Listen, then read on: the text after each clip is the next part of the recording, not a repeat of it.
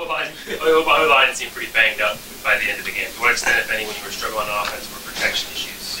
Yeah, everybody plays, everybody goes, so you get your opportunity to play, you got to capitalize on it, so that we don't look at it and say, hey, you didn't start the game, so it's okay to miss a protection or that. But a lot of times when you look at it, when sacks occur, sometimes it's not always what people think. Sometimes it may not just be the line. It could have been which way we directed it. It could have been the receiver not running the right route, so the quarterback has to hold the ball a little bit longer. So when we do take a sack or we do give up a sack, there's a lot more people involved in it than just the offensive line. Some of it's on the quarterback.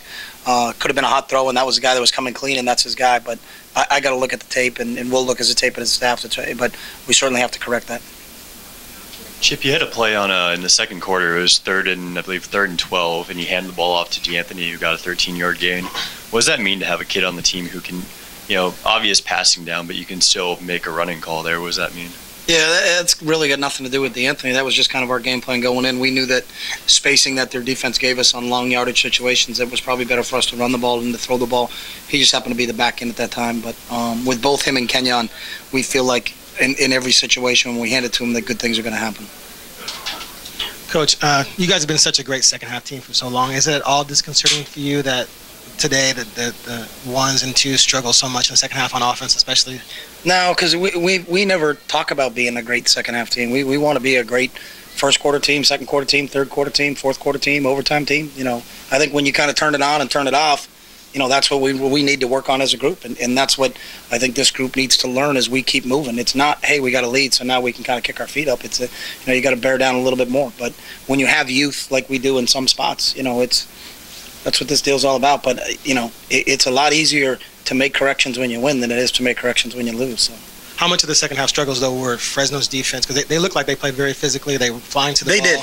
They got to Mariota a few times. How much of it was them? How much of it was you guys? Got to totally look at the tape, Aaron, but it is, and I'll give them credit. I think that Tim does a nice job, and he's always done a nice job schematically, defensively, and it seemed like those guys picked up really quickly on what they were doing. So I will give Fresno State credit, and they should. When there's two teams out there, we have a plan going into every game, but they have a plan too.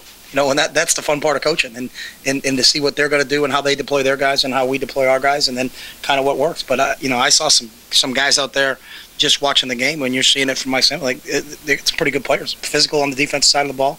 I thought they kept the ball in front of them. They wouldn't let us get behind them. We tried to take a couple shots, but I thought they covered pretty well. And eventually, I think our athletes, the Kenyons and the DeAnthonys and Marcus, when they kind of flushed him a few times, I think that's an added dimension for us that you got to really account for him when he's tucking it and running. But we needed all those guys today because that is a good team, and it really tip my hat to those guys.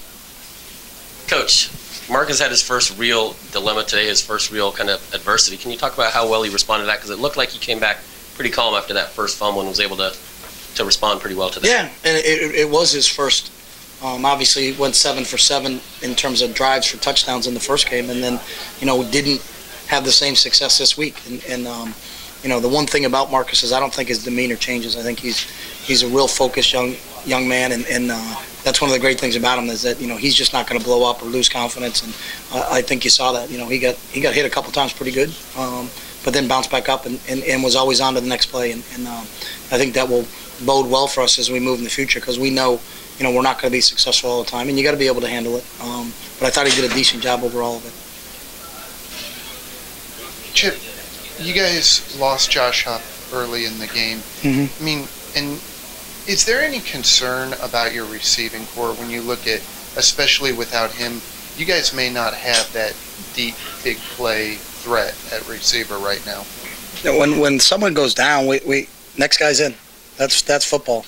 At every level, no matter where you are, whether it's the NFL, college, high school, you go. So, if anybody in our team, when you saw Josh go down is like, oh my God, we're in trouble because we don't have Josh anymore. I mean, that's what these guys practice for. That's what we coach for. And we got to go to the next guy in. And that's been our mentality since I've been here.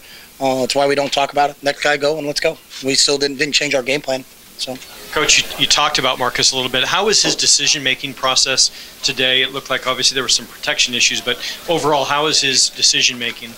thought overall he was decent. Got to look at the film more to see the particulars, but overall I thought Marcus did a nice job. My imagination, or were your center snaps a little more erratic today than they have been? Either me and you got really bad eyesight, or you saw the ball sprayed around a little bit. So I saw the same thing you saw. So Yeah. we How obviously, much does that impact what the quarterback ends a up little doing? bit. Kenyon made some.